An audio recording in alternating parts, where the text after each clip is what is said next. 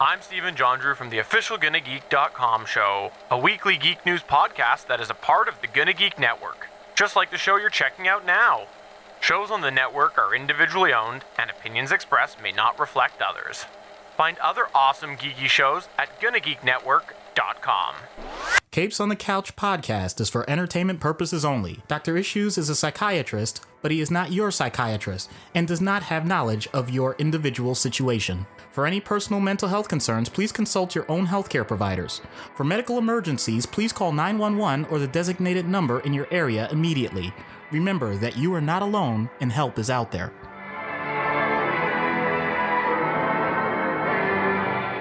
Hello and welcome to Capes on the Couch, where comics get counseling. I'm Anthony Sitko. And I'm Dr. Issues. This is issue 176, and we are continuing with our Marvel Cosmic theme for May. And we will be talking Sam Alexander, Nova, as selected by our president-level patron, Ruby.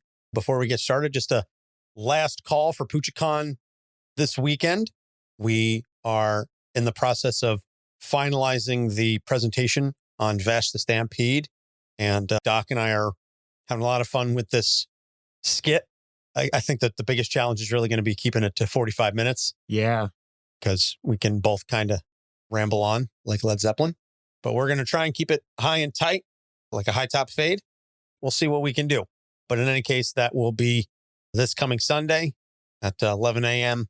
in Atlantic City. So go to, we'll have links in the show notes to the website for PuchiCon. If you're in the area, buy tickets. We will be giving out some buttons. We got some cool swag. Plus, you get a chance to meet us and listen to the panel as it's being recorded, which it will be released at a later time. Speaking of later time, in the interest of full disclosure, and if you're a longtime listener of the show, you know that we generally take hiatuses in the summer months. So we will be wrapping up May with the last of our, I guess, regularly announced episodes. And then we're going to be going on a bit of a hiatus in June.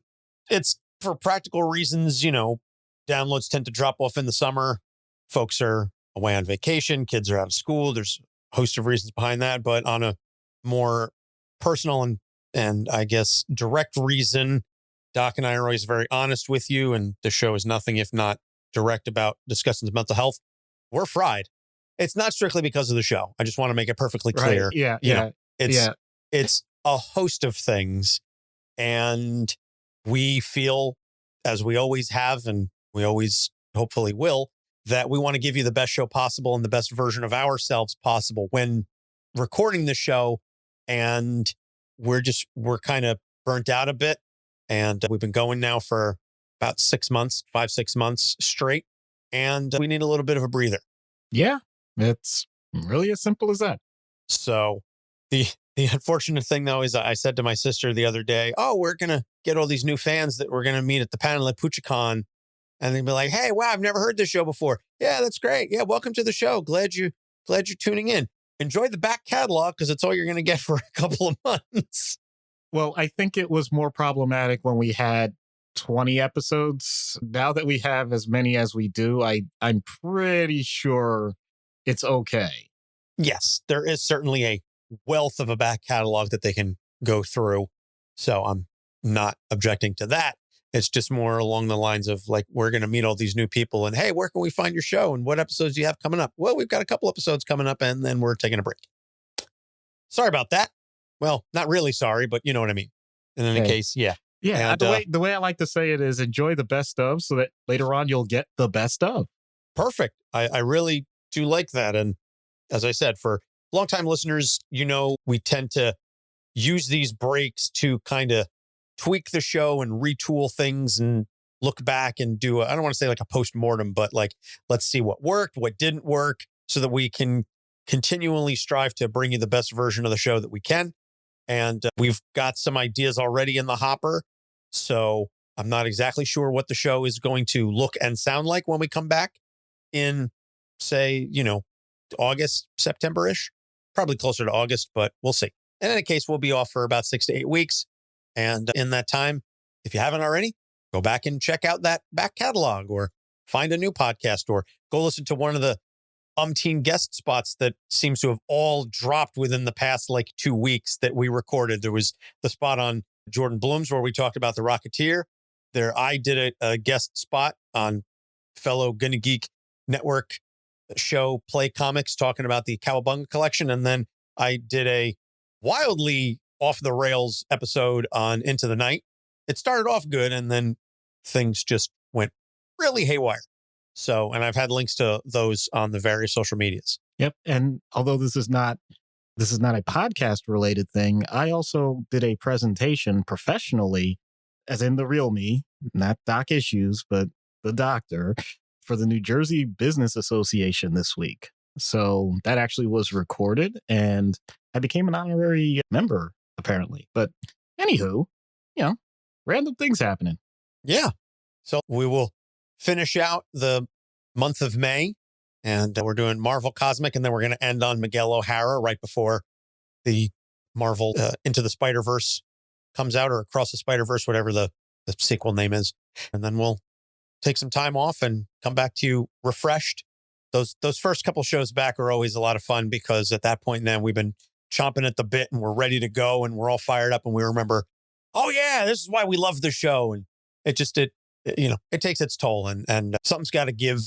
And as I said, we're always upfront and honest with you. And this kind of came to a head the other day. And Doc and I both kind of collectively said, yeah, we just need to pump the brakes for a little bit. But before we do that, we've got some good stuff for you.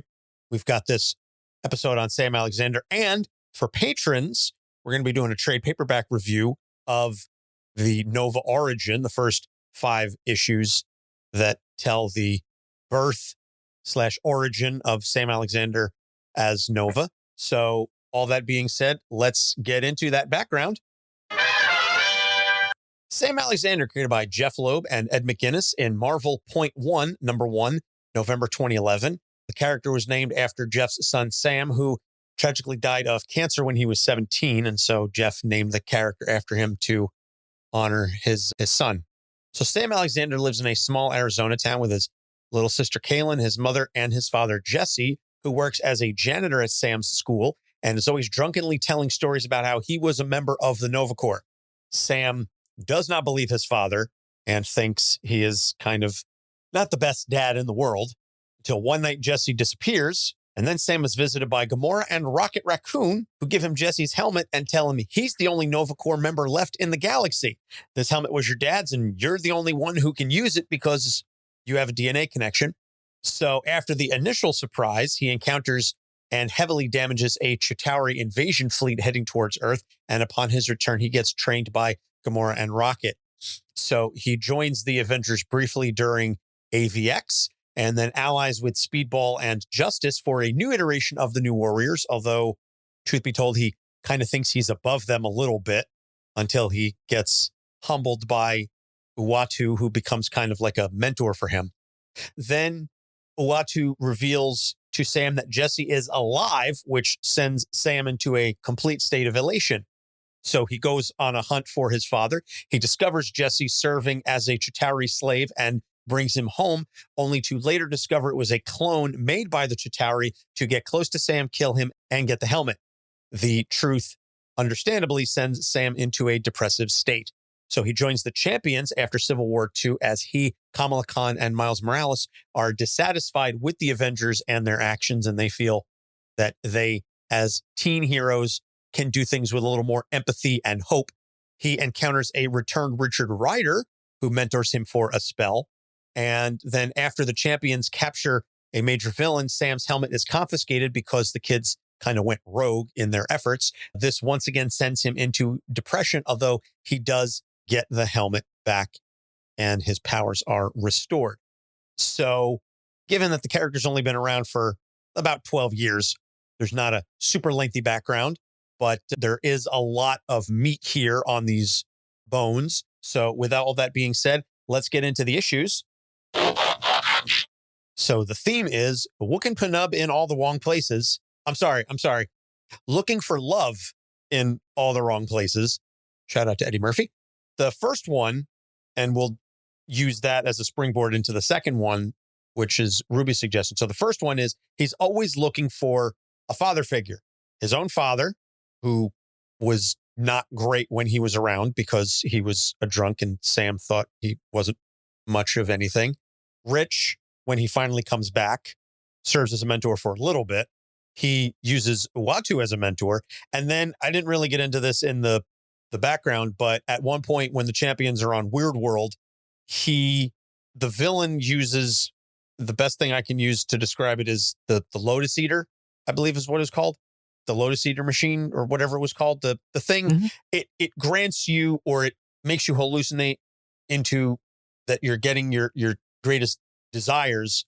And so he was deluded by the villain into serving as this hero, and he was the right-hand man to the hero. And I think a lot of that ties down with his age, and I don't want to step on your toes necessarily, but it's the fact that he's a kid, he's a teenager, and he's looking for that adult leadership, and it never quite works out the way he wants it to. So there are multiple aspects to that. The first you already hinted at when it comes to age. The idea that people with previous experiences can tell you some sort of guide as to what you can expect from things in the future, or if they've had something similar, hey, this is what I did, maybe this will help you. It's not that they have the exact blueprint for everything that's going to happen in your life, but especially if they either know you close enough that they can discuss things that you have some sort of common bond, or if they're biologically connected with you, and let's just go ahead and say they are your father, then there's a certain expectation that this has been developed over a significant period of time in a positive way so that the emotional connection enhances the information that's being provided. There is also the protective factor, the idea that and I know we've discussed this so many times, we want people as they develop to have the opportunity to make mistakes and learn, but not so much that it's catastrophic and damages them for significant periods of time. That's the definition of what parents do. So if that's the case and you don't have that typical relationship with the person that you're expected to see that way, then naturally, as human beings, we do our best with what we got. And if someone else seems to fall into that purview, then okay, whether willingly or not. And we've certainly had several episodes where we've had people that didn't want to be in that role and just were thrust in that role. We see how that can impact things. It's not that it's all bad, but you can tell usually that, especially with someone that's developing rapidly and has major changes going on in their life anyway, that these are temporary artificial constructs that are pretty much set design, if we're really just going to go ahead with different metaphors. You know that this is going to be useful for when you need it, but if you're expecting it to be lifelong, then you're going to be disappointed. And that's the big difference. If you're adding in that, well, there was someone that was supposed to be in that role and then they're gone, and let's bring it back to humanity as opposed to comics. If we're talking about premature death, accidents, I don't know why I put the emphasis on the wrong syllable there, but if we're talking about someone willingly leave, it's a divorce, it's whatever, then now you've just compounded the pain because a person may actually feel rejected. And so all of these things are possible. And the way Sam is written, he kind of goes through all of them. And so I know we're talking about it as one theme, but as one issue, I should say, but it really is many rolled into one just by saying that. If you're looking for a father figure, you're looking for stability, you're looking for guidance, you're looking for reassurance, you're looking for strong relationship, you're looking for someone that, honestly, there's another side later on that we don't consider at our ages usually, but people that are older also know this. You're looking for someone that you hope you have enriched their life so that when they do have what we consider to be a more traditional time frame of their life, they can say, I'm proud of you. And when all of those possibilities get ripped from you and you're just trying to find these temporary substitutes, then you may cling to it a lot harder in the hopes that one of these is going to last. And there is no guarantee. I certainly hope it does, but that's not preordained.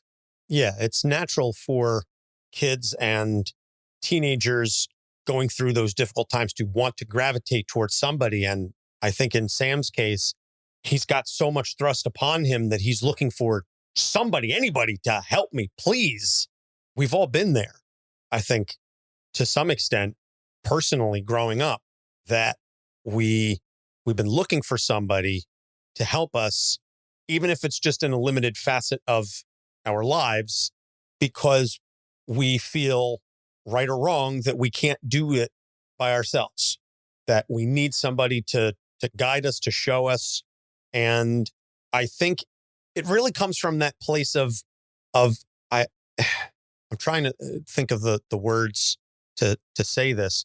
It comes from such a genuine place of understanding that you don't know everything, and that openness to find either growth or education or guidance or whatever the case may be. I hope that aspect of it stays regardless of what happens with the mentor situation, regardless of whether you find that person or not. That genuine openness to say, I'm looking for assistance in becoming the best version of myself from an external source. That genuine desire to say, I hope that someone can help teach me things that I don't know and that I would like to know. If you can hold on to that regardless of the mentor situation, I really do believe it's going to serve you very well, because that desire for self-improvement is one of the best gifts you can have. It's one of the best facets to your personality that you can have, in my opinion, because it just shows that you're comfortable enough with yourself to accept that you don't know everything and you can't know everything. I always want to say that there's a difference between contentment and complacency in that regard, that you always strive for being content, but don't end up having it make you complacent. And I think some of us, not speaking from experience or anything, fall into the trap of going, yeah, everything's good, I don't have to do too much now. And then you get lulled into that false sense of security. But that's a tangent for a whole other time. But it does kind of dovetail nicely into the second issue. And this is one that Ruby suggested when she said she wanted us to talk about Sam. She said, Sam stopped hero worshiping his dad. And she wanted us to talk about that moment when kids realize their parents are only human and just as flawed as they are. All right. I mean, frankly, we could do an hour just on this. It's a time like this where, in all honesty, I wish we did have an audience for this sort of thing, because I think we could just go around the room and have people describe that moment. I think this topic actually, I think, can be pretty fun. So not just parents, but in general, adults, I think this starts to fall into the idea that I'll start with the most basic one. The idea that your parents actually exist beyond object permanence, but they have lives outside of you, even before you were born and after you were born. Like, yes, I do admit, I say, like, my daughter is my number one thing in the world and all that. And that's true. That's true. I'm not saying that's false, but especially now as she's getting older, you could tell there were some moments where her mind was blown when I would literally just say things like, I'm sorry, I completely forgot about that. And she would look like, but you're infallible. How would you forget that? So I would say to her, I actually am horrible with names and dates. And so I do that all the time. And my wife said, like, yeah, join the club. And then she actually laughed. So she appreciated that. So she appreciated the idea that father makes mistakes. She didn't appreciate the idea that there were certain quirks to how she viewed the world, and she wanted feedback about it. And I pointed out, yeah, talk about those to me first, because it's a lot easier for you to process it than talking about it to other people that may not understand your point of view. And I still remember these words because she still says them often. Why are we like this? And I respond, well, because you got a lot of that from me. And on one hand, she enjoys it. On the other hand, she doesn't. Now, beyond personality traits, the idea that we start to relay stories of random fun things, mistakes, embarrassments, et cetera, et cetera. Now we're fleshing out to go into the comic thing. We're fleshing out ourselves as true characters with lots of well-rounded forms instead of sharp edges. And just creating that 3D construct of who you are rather than this 2D perfect example that you're supposed to be for your child. In my opinion, and I'm very biased, it's rewarding. It's amazing. It's fun. For many people, though, and I'm not going to make light of it, for many people, if it's a matter of, especially in this case, if it's vices, if it's alcoholism, if it's legal things, if it's just things parents won't talk about, and you know there are skeletons in the closet that they won't say, and recognizing that those things must exist, but you're not going to find out directly, and that can create some resentment and whatnot. So there's a lot of different directions these types of things can go. But I also want to expand it a little bit because it's not just parents. I mean, once again, I'll be selfish and say, I remember the first time I saw a teacher eating a sandwich in the teacher's lounge coming in from the cafeteria. And I'm like, what? Like, as if I thought they just completely like blipped out of existence until the next class. I don't know what I was thinking, but I vividly remember that as an example. So yeah, Anthony, if you want to riff off any of this, I mean, this is fine. I was just going to say, I can do you one better. I ran into a teacher of mine, and I think some of us have had this experience. I ran into a teacher of mine at a store, and not only that, for those of us of a certain age and perhaps geographic area, Miss Molly from TV, kids TV, way back in the day. She had a TV show, and she would look into the magic mirror and she would see a kid's name. And the one time I was like, oh my gosh, she saw Anthony, because she's like, I look into the magic mirror and I see Anthony. Ran into her at a ShopRite or King's or whatever. It was a grocery store. My little like 4 or 5 year old mind was blown, because here's a woman from the TV and you're a real person. This can't be. To bring it back to a bit more real, I think, yeah, we all kind of have that moment where the mirror breaks, the glass shatters, and they're humanized. And it can be really jarring depending on what it is that breaks the glass to begin with. In some cases, like you were saying with your daughter, it can be something innocuous, something, I don't want to say entirely benign, but you forgot something or whatever, something slipped your mind. And, oh my gosh, my dad can forget things. My mom can not do the thing that I thought she was going to do, whatever. And then you have, in Sam's case, the alcoholism. And we didn't really mention the abuse that Sam suffers at school as a result of his father's alcoholism and being a janitor. This really is the source of him getting bullied, particularly by this kid Moffat, who is always like, oh yeah, I took a huge dump in the bathroom. Your dad's got to clean it, or, or you better get in there and clean it. Ha ha ha kind of deal.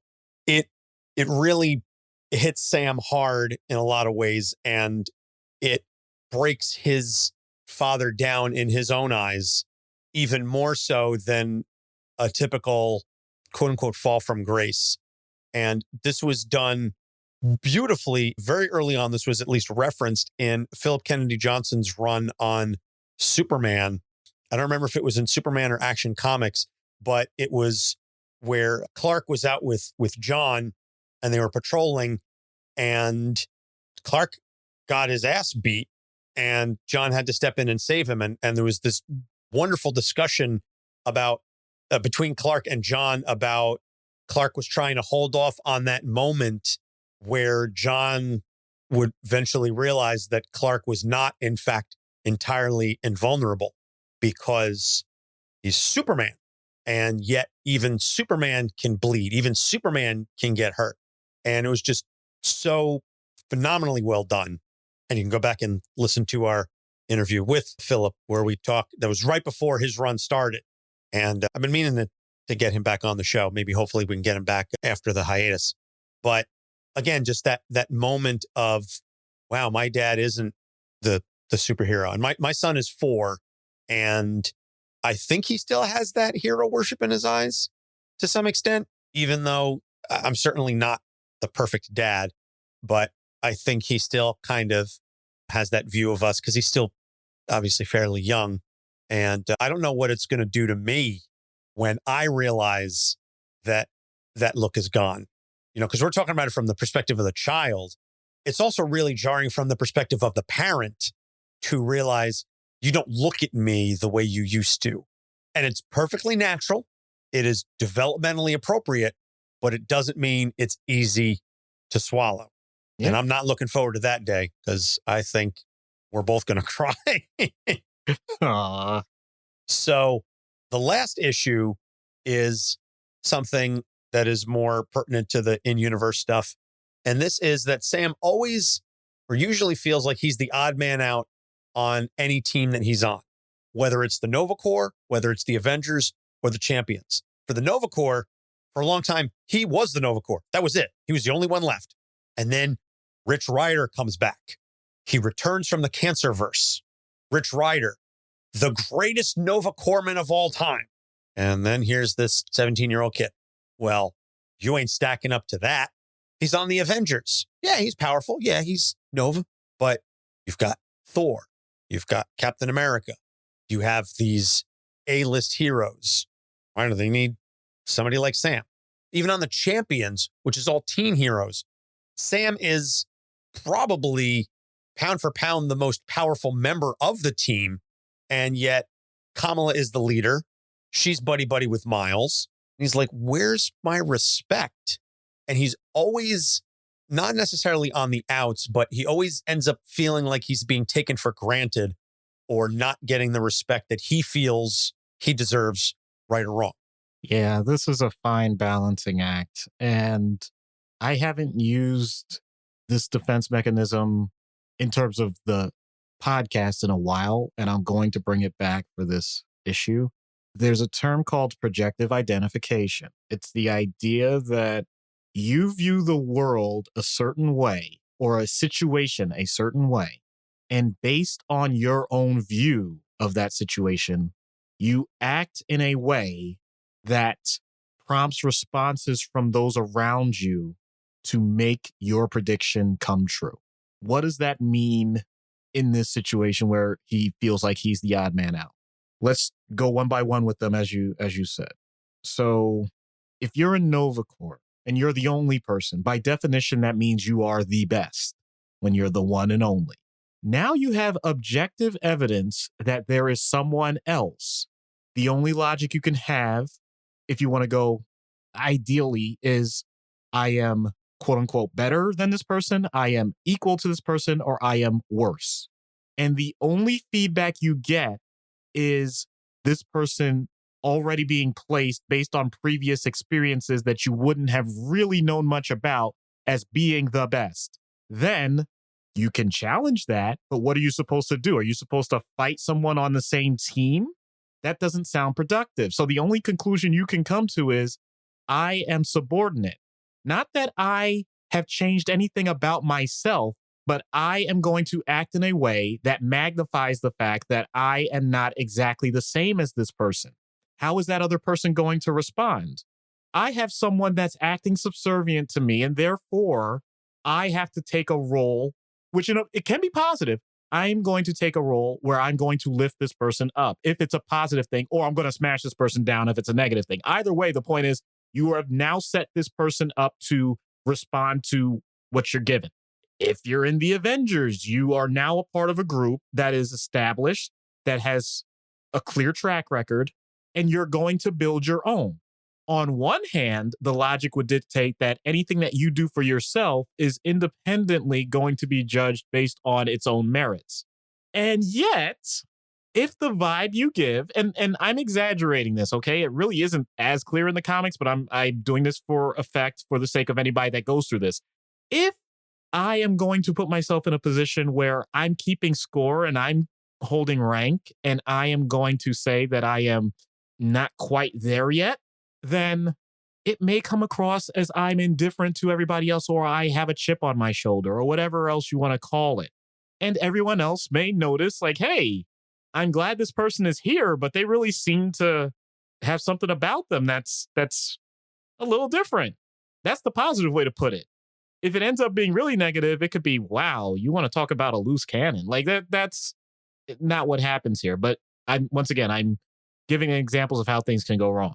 And let's say you finally get a situation where you're all peers, you're all equals, similar ages, similar circumstances, et cetera, et cetera.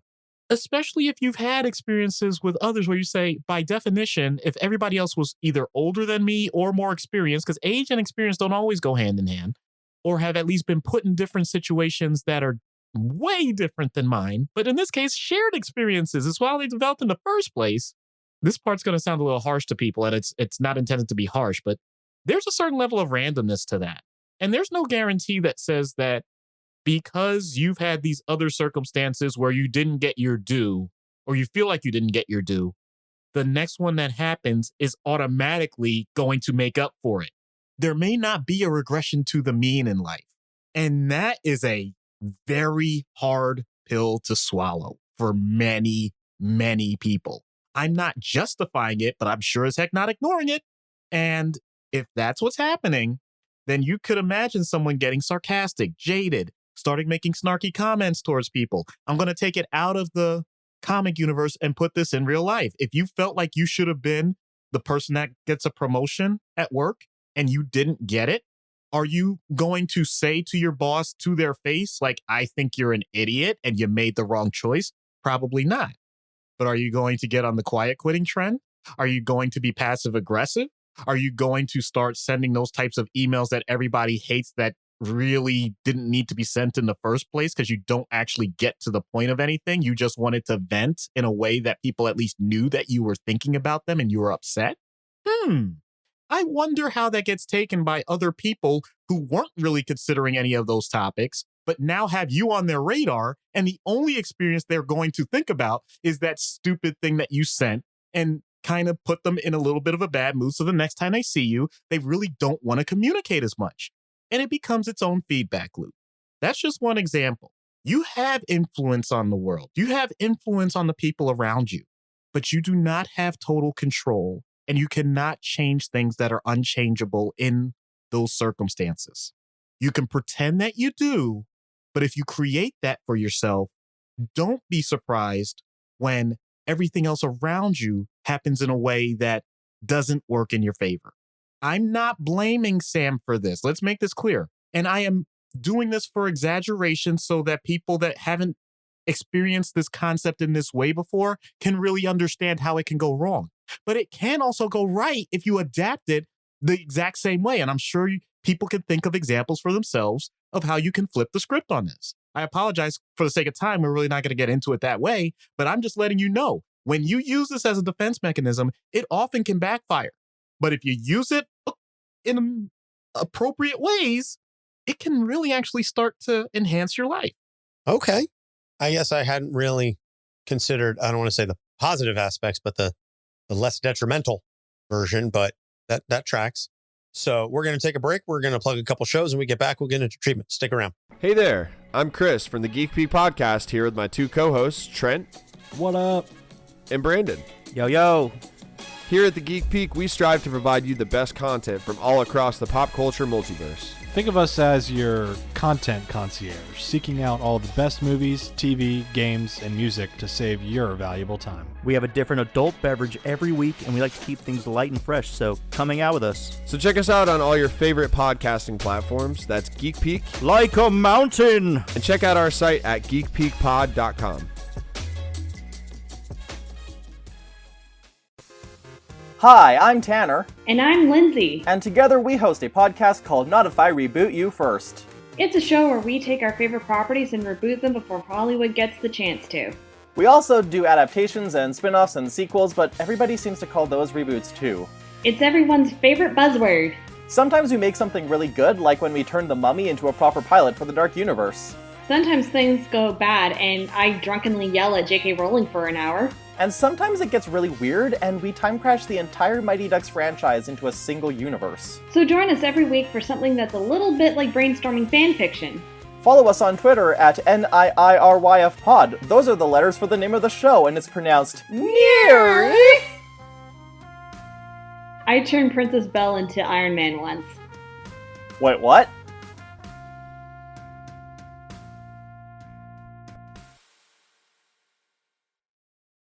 Hi, I'm Howard Mackie, and this is Capes on the Couch.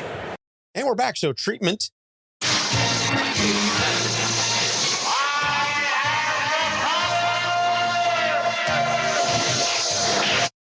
Sam does have the power. He's got the Nova Force, but what are you going to do to help him wield it better? Oh, dear. Yeah, this one wasn't really that hard. I've done this so many times with so many characters, and I think you know what I'm going to say. But I have to be careful because I know it's not a great thing, and I'm not trying to make the guy feel bad about himself. But I feel like there needs to be some back to basic stuff without the helmet. And I'm not saying I'm taking the helmet away completely. What I'm saying is, without putting him in danger, of course, I would be interested if there's a way, even if it's just like talking it out, like a retrospective view, what would you have done if you didn't have the helmet in certain aspects? And there are going to be some that are really obvious, like I would have died. Like that's a really, really ridiculous idea. But I think there would have been some where he could have thought of some outside the box ideas that would have allowed him to develop more of what he would want to see in himself as a hero, as a colleague to the people around him. And I do think that there's a way to get that type of development so that he can enjoy more things, because it's very clear that when he's on his game that he really likes it. He enjoys it. But then without that, I'm going to quote Pat Riley, former NBA player turned coach / general manager / basically has won at every level. And he used to say there's winning and then there's misery. And I would like to think that there is another zone there. And we've used that term. There's winning and then there's learning.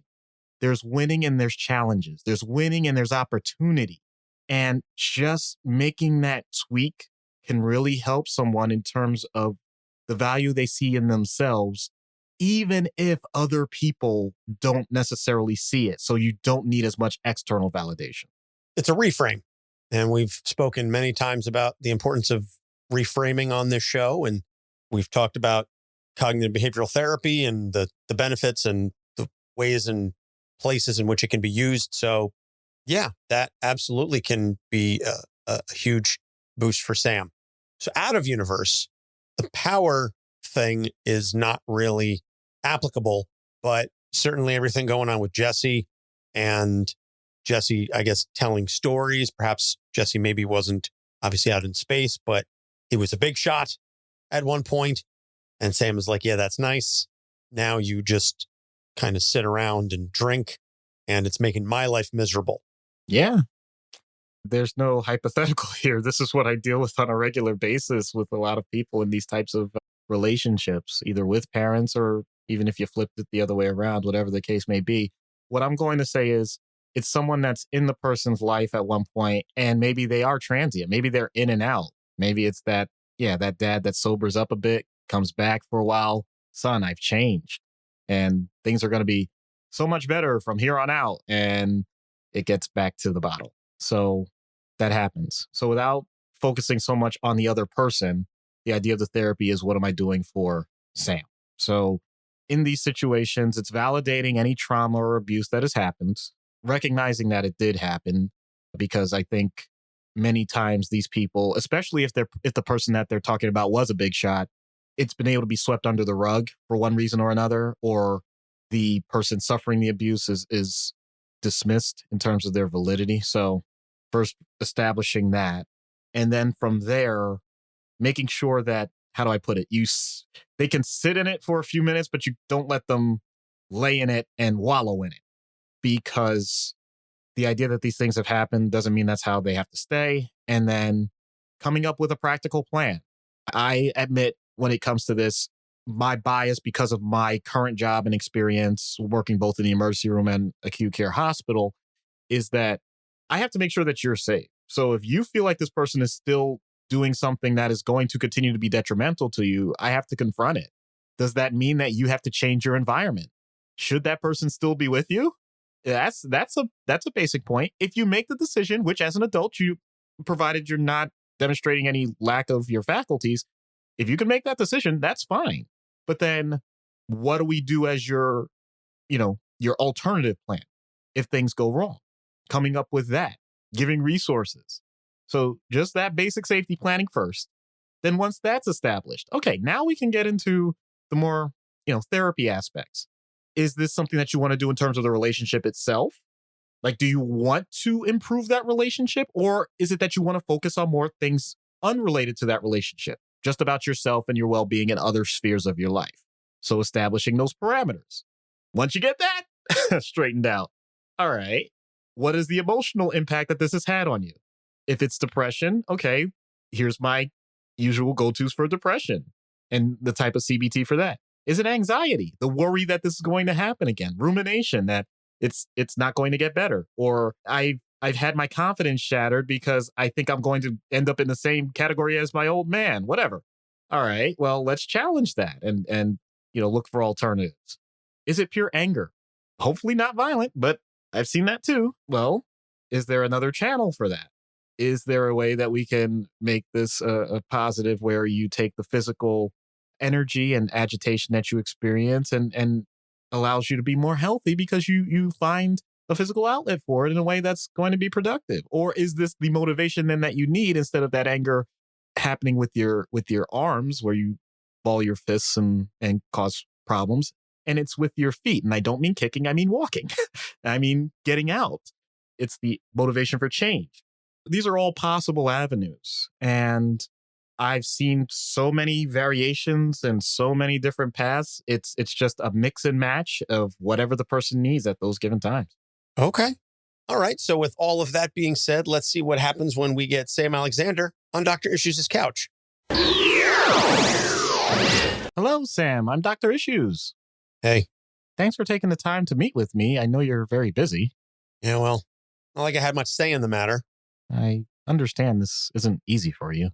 I just don't know why Kamala's being such a hard ass about all this. I mean, she said I couldn't have the helmet back until I talked to you. So here I am. Yeah, let's not focus so much on how we got here and start talking about what we can accomplish while we're here.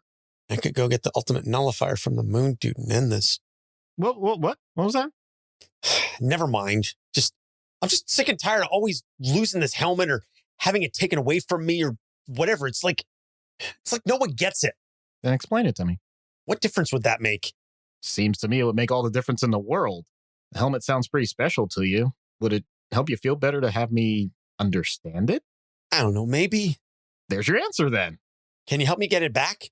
You said Kamala won't give it back until you talk to me, right? So, talk to me. Fine. So, the helmet. It was my dad's. He wasn't always the best dad when I was growing up. And he used to tell me all these stories about how he was in the Nova Corps and he fought all these amazing battles in space and he saved so many people all the time. I never believed him. And then one day he disappeared without a trace. And I thought he ran out on us. But he left the helmet to me. Well, he left it to a talking raccoon and a green assassin lady, but he told them to give it to me. Anyway, it gives me all these awesome powers. I could fly, I can fire energy blasts, I'm super strong. That helmet made me the only member of the Nova Corps left. Well, at least until Rich came back. But it made me an Avenger. It made me a champion. It helped me save the planet, the universe, other worlds. Yeah, it's brought me some trouble, but it's helped me protect my family more times than I can count. And it's helping me search for my dad because he's alive somewhere out there. And I'm going to find him one day, no matter what it takes. So yeah, this helmet It's a huge part of me. It's who I am. And every time I don't have it, I feel like I'm losing part of myself. Like I always have to keep fighting just to hold on to my identity. I see. And I wish I could make other people see just how much it means to me. Have you told them that? I mean, lots of times. What kind of reaction do you get? People roll their eyes or they laugh and say stuff like, you need to be a hero without the helmet or crap like that. And it's like, obviously, I can't fly through space without the helmet. So, yeah, it makes a difference. I'm not like Thor or somebody, but that doesn't make me less of a hero. I understand. Do you really? Really? So, like, you've traveled to other worlds and you've saved people? No. I've listened to hundreds, maybe thousands of people place part or all of their identity into one facet of their life. And whenever it's not there, they try to compensate by recreating that part of themselves, like in other areas where, I don't know, it doesn't fit. Oh, okay. That kind of sounds a little accurate. Then when they try to loop in the ones that you think would understand, they're dismissive because they already have their own defense mechanisms and they don't necessarily want to open up that can of worms talking to you about it. Yeah, okay. I guess that's right. And at least there's somebody that can show you how to do things right if you're lucky. But then they probably don't want to stick around for all the things going on in your head and they bounce. So you feel like you're back to square one again. I mean, sometimes that's true. Like with Rich. I mean, who am I compared to that guy? But he knows what he's doing. I mean, not that I don't, but come on, man.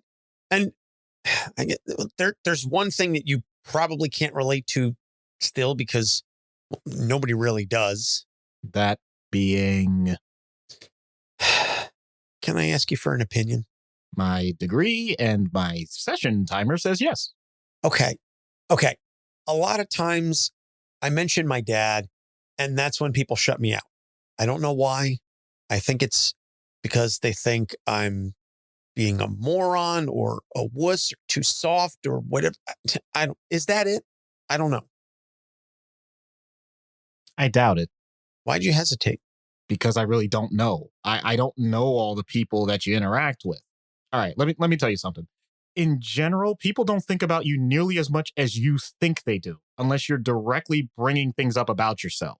That's when the switch goes on, and then they have to kind of use this mental bandwidth in other ways. And, basically they didn't expect to have to do that. So think about it. I had to pause, and this is my job every day. So imagine what that's like for a layperson, like even a superhero layperson. Huh. That's deep. I got news for you. I think it can go deeper. Because even thinking about it more, I'm not sure that's your real question. I don't get it. You didn't get this far to say all of this stuff to be just for getting a helmet back. Your dad question is right street, wrong block. So I'm in the neighborhood? Yeah. Oh, teens. Yes. Thank you for explaining the metaphor. Anyway, my point is, I think you're having some conviction issues about the search for your father. It's not that I don't believe he's out there. It's just I thought the search was over. I brought him home and then it turned out to be a clone. That broke me because it was like losing him a second time. So now I'm back at the beginning. Now that I won't pretend to understand. That type of grief doesn't just vanish. Just so you know, there's no right answer. If you want to actively search, you'll maybe take a set amount of time when you can. That makes sense. If you want to put it on the back burner, focus on other things while you're healing, that works too. Either way, we can work out a plan. Does that plan involve me getting my helmet back? Well, since you have to function at a high level, I guess I have some pull to say that you should have the helmet. But I'm not going to fight anyone who takes it away from you. You're going to have to work out your own relationships, okay? So I do get the helmet back. Yes. Fine. But my point is, if Kamala says no... I get my helmet. Sweet.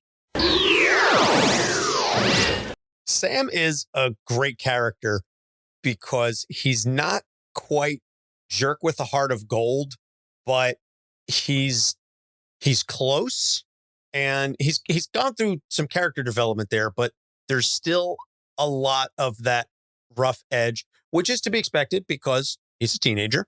And yet I think that's part of the stuff that's just makes him so fun. I really enjoy the younger teen characters because they're teens. They are kind of by definition immature and undeveloped, or at least not fully developed. And it's always so fascinating to watch the growth and development in the hands of a proper writer, I'll say. But I like seeing younger characters get put through the ringer and see what happens when they come out on the other side. So recommended reading is the first Nova series, the Jeph Loeb, who then hands it over to Zeb Wells, and then the Champions series. Those are the two recommended series that I would suggest. So next episodes, we've got the World Eater, Galactus, and then the original Nova, Richard Rider, and then Miguel O'Hara, Spider-Man 2099. And then, as I said, we'll be going on our break. So as always, you can find all of our episodes on our website, capesonthecouch.com. We are also proud members of the Gonna Geek Network. Go to GonnaGeekNetwork.com and check out us and better podcasting. And I really do need to sign up for a Chats with SP once the season wraps up and I perhaps have a little time. Maybe that'll be one of the things I do on hiatus, so at least I can keep my finger on the pulse of the podcasting world. And then you can check us out, Facebook, Instagram, Twitter, and TikTok at Keeps on the Couch. I'm hoping that I'll have the time and mental bandwidth to continue putting out social media content while we're on hiatus, and that perhaps that will be something that gets revamped. We'll see what I have the time and energy for. I need a Nova helmet so I can, get things done a lot faster. But that's going to wrap it up. And again, hope to see some of you, at least one of you, at PuchiCon on Sunday. And when we come back next week, I'm sure we'll have lots of fun stories and things to talk about. So before we wrap things up, Doc? I had to remind myself of the definition of nova because I knew it was a, astronomy term. And it turns out that it basically means bright energy, usually from the interactions of very old stars. And I think that matches so well whether they meant it to or not, just because it sounded like a cool word. You have someone who is up and coming with incredible power, somehow trying to find his way after someone else who was fading in his life just couldn't quite give enough. Very well said. I do love astronomy, and I appreciate the science reference. So for Doc Issues, I'm Anthony Sitko. Thanks for listening. We'll see you next week. Capes on the Couch podcast is for entertainment purposes only. Dr. Issues is a psychiatrist, but he is not your psychiatrist and does not have knowledge of your individual situation. For any personal mental health concerns, please consult your own healthcare providers. For medical emergencies, please call 911 or the designated number in your area immediately. Remember that you are not alone and help is out there.